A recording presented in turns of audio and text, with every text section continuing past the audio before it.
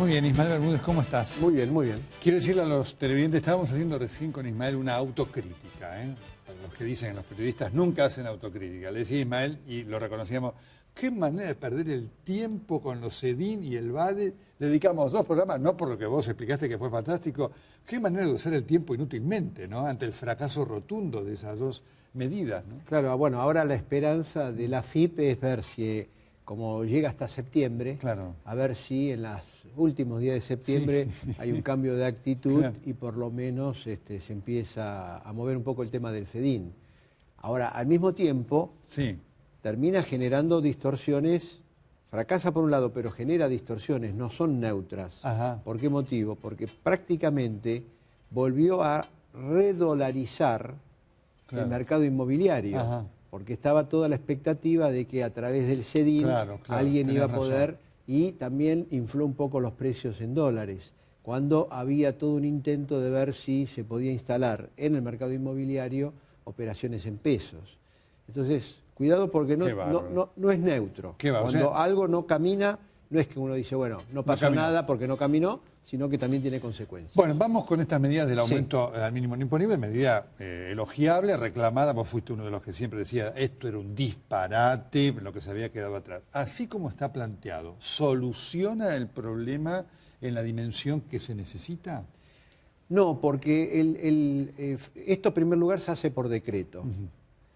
Y muchos ya tributaristas dicen que el decreto tiene muchas desprolijidades que hasta podrían ser consideradas no legales. Ajá. Y que puede haber planteamientos ante la justicia que invaliden Epa. esto. ¿Por qué motivo? Porque no fue una suba normal del mínimo no imponible, sino, como después vamos a explicar, se segmentó, no es generalizada, se dejó de lado a muchos sectores, algunos se benefician, otros se perjudican, etcétera, con lo cual dicen que requería que fuese enviado al Congreso Nacional. Bien. Porque las modificaciones impositivas de fondo tienen que ser consideradas y votadas por el Parlamento. El gobierno no puede modificar impuestos Claro. a través de un simple decreto. Bien. Entonces este es uno de los temas Un que entre tema, los tributaristas perfecto. ya se está discutiendo. ¿Cómo es el tema de las escalas? Bueno, el primer tema es así. Hasta 15.000 pesos, Sí. hasta 15.000 pesos, a partir de septiembre hasta diciembre, el trabajador o el jubilado no van a pagar impuestos. Perfecto. No le van a descontar ganancias. Ahora acá viene el primer problema. ¿Cuál? ¿Qué es 15.000 pesos? ¿Qué se considera para 15.000 pesos? El artículo 2 del decreto dice que el trabajador en ningún mes entre enero y agosto tuvo que haber ganado más de 15.000 pesos para que la empresa no le descuente ganancias a partir de septiembre. Entonces acá viene un problema que es, ¿qué pasa? Vamos a suponer que yo gano 14.500 pesos. Perfecto. Entre enero y agosto. A partir de septiembre no me tienen que descontar ganancias. Perfecto. Pero pasa lo siguiente. Yo en marzo hice horas extras. Y en marzo, por las horas extras, superé los 15.000 pesos. Ajá. Según el decreto, en ese caso, yo no tengo el beneficio y tengo que seguir pagando ganancias. ¿Por un solo mes? Bueno, ahí viene el tema. Si las horas extras son habituales, con seguridad, aunque en un mes yo pase los 15.000 pesos, vamos a ver que yo todos los meses hago 2 horas extras. Perfecto. Pero en ese mes de marzo hice 10 horas extra. ¿Superé los 15.000 pesos? Seguro que sí.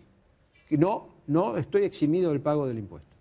No estás eximido. No, me van a seguir descontando ganancias. Ah. Si yo tengo sumas no remunerativas, y me paso de 15.000 pesos, sigo pagando impuestos. Ah.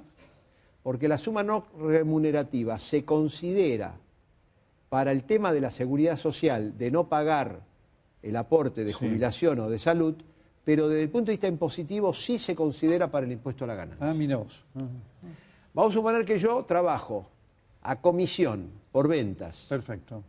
Todos los meses cobro una comisión. Claro, al margen del sueldo cobras. Tengo un básico más una comisión. Perfecto. Entonces se da la casualidad que en un mes yo logré vender mucho y ese mes tengo una comisión más alta.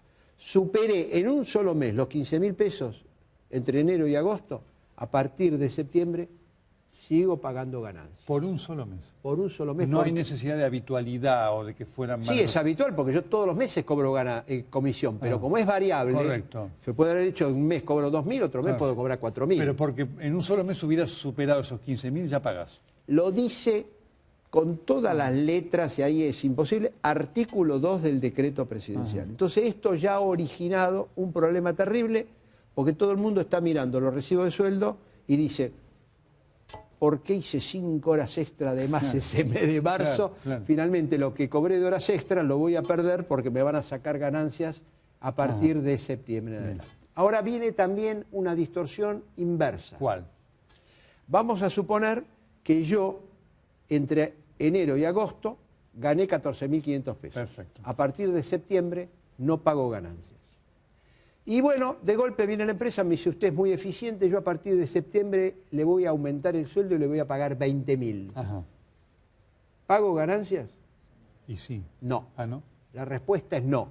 Porque la base que se toma para el cálculo si tengo que pagar o no ganancia a partir de septiembre son los 15.000. Perfecto. Y como yo entre enero y agosto gané 14.500, aunque a partir de septiembre gane 20.000, me van a seguir descontando ganancias. Ahora eso genera una distorsión, porque vos, que trabajás al lado mío, ganás 20.000 y estuviste ganando 20.000 todo el año, vos vas a pagar, te van a descontar y yo que gano 20.000 no me van a descontar.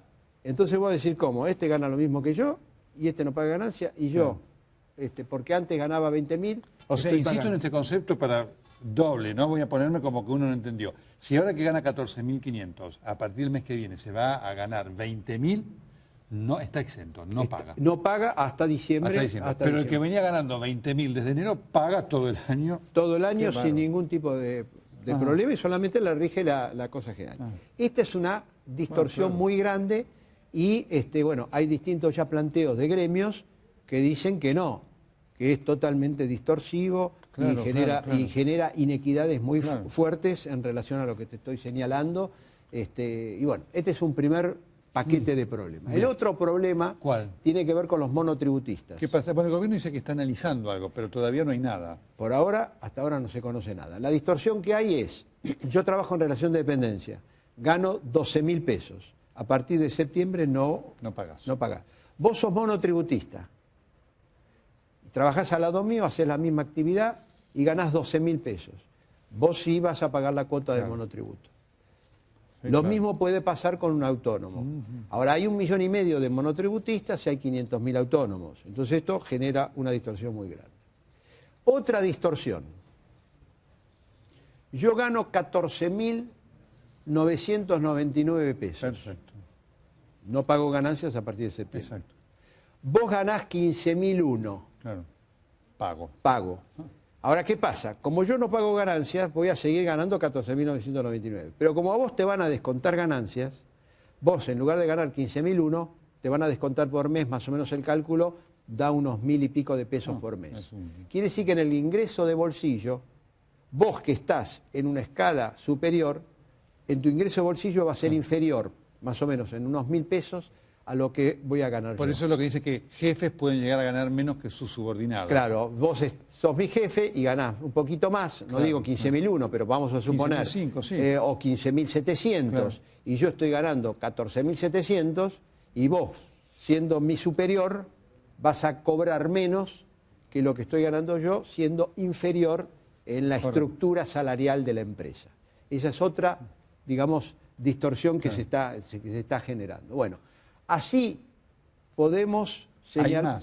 Hay más distorsiones, pero ya con esto. Claro, no suficientes, son las más entendibles. Eran las más entendibles y las que más están impactando. Ahora viene el tema del beneficio general. Cuidado con esto. ¿Por qué motivo? Porque este es un impuesto de cálculo anual.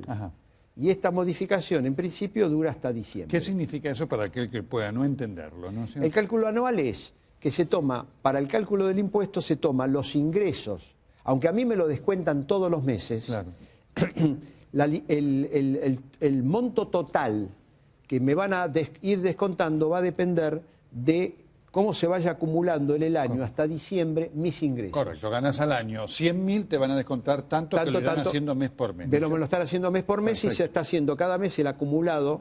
Enero-febrero se hace el acumulado a febrero, en marzo se agrega el acumulado de marzo y así sucesivamente hasta llegar a diciembre. Entonces, en ese acumulado que, digamos, hay que realizar, ¿cuál es ya creo que habíamos dicho, perdón, para volver al razonamiento? Como es un acumulado, correcto. ¿Cuál es el peligro que se incorpora? Que haya alguna persona que en el acumulado le esté dando distinto respecto del otro. Le entiendo. ¿Y qué es lo que sucede? El mínimo no imponible en el año, porque vos calculás que hubo un aumento del mínimo no imponible en marzo. Correcto. Y ahora hay un aumento del mínimo no imponible en septiembre. Cuando vos sumás los dos, como no rige todo el año, sino que uno rigió 10 meses, de marzo a diciembre, y el otro rigió de septiembre a diciembre, solamente 4 meses, cuando vos haces el cálculo de cuánto aumentó el mínimo no imponible como promedio anual, te da un 28%. Ah, claro. ¿Está claro? Entiendo. Aunque se haya aumentado una vez el 20% y ahora se haya aumentado un porcentaje determinado. Cuando vos sacás el promedio anual te da 28%. Ahora, ¿qué es lo que sucede? Si aumentó el 28% y tenemos una inflación del 25%, quiere decir que ahí tenés una mejora muy pequeña. Que casi no se modificó. No se modificó. Aún así tenés una mejora respecto del 2012. Correcto. Pero sucede lo siguiente, en el 2012 el gobierno no aumentó el mínimo no imponible.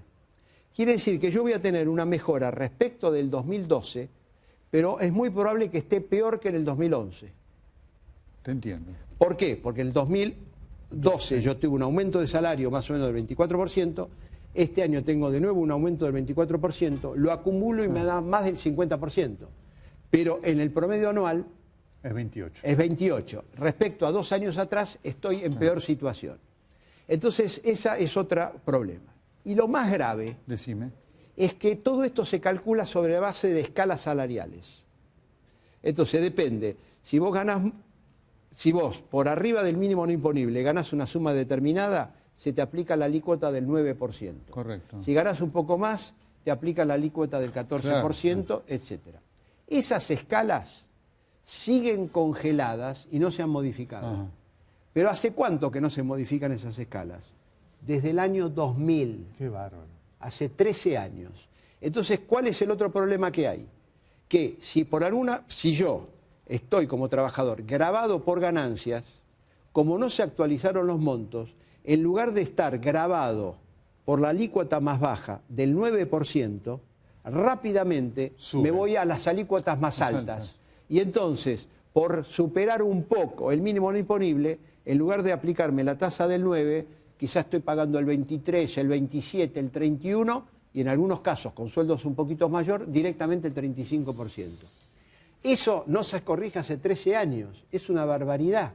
Con la inflación que tuvimos en 13 años, que debe estar en orden del 500, 600%, esto tendría que haberse actualizado de la misma manera. Eso no se ha corregido. Entonces, todas estas distorsiones hacen que haya mucha desigualdad en el tema del impuesto entre vos y yo, entre los distintos trabajadores, porque depende si se horas extras, no se horas extras, etc. Con lo cual se empezó a notar que el beneficio o el alivio impositivo ya no es tal como fue anunciado en su momento, porque hicieron el anuncio, todo el mundo escuchó el anuncio, le pareció relativamente bueno, pero cuando sale el decreto y lo empieza a analizar, se da cuenta que hay tantas distorsiones y inequidades que es muy probable que una parte muy considerable de aquellos que deberían verse beneficiados no lo están siendo beneficiados justamente por estas distorsiones que tiene el decreto. ¿Se ve? Se ve, bueno, clarísimo. Importante con esto, no se mandó un proyecto de ley.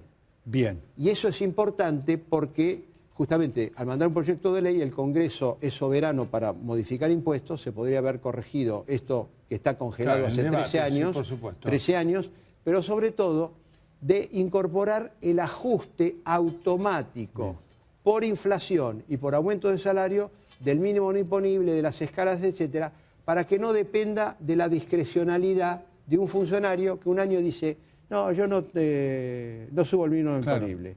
Otro año dice, lo subo pero menos que la inflación. Que sea automático de acuerdo a la inflación, lógicamente bien medida, o en función de los salarios, y bueno, están las escalas de las paritarias, uno hace el cálculo y puede comprender claramente que efectivamente ese es el porcentaje de ajuste que tiene que tener el mínimo no imponible, ganancias y todos los impuestos. Ismael, como siempre, gracias por ilustrarnos. No, al contrario. Creo que usted encontró varias respuestas a sus dudas. Seguramente respuestas que no lo dejaron satisfechos. Bueno, es cuando se hacen las cosas improvisadamente. Medidas buenas, cuando se implementan mal, no son tan buenas. Ya venimos con Daniel Montamata.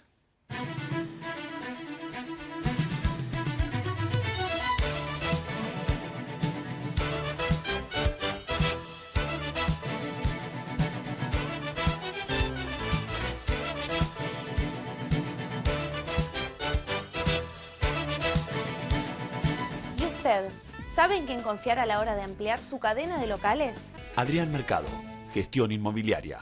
El placer de operar con el que sabe. Obesidad, diabetes, Fundación DAT. Dirigida por la doctora Viviana Baranchuk. 4547-3877.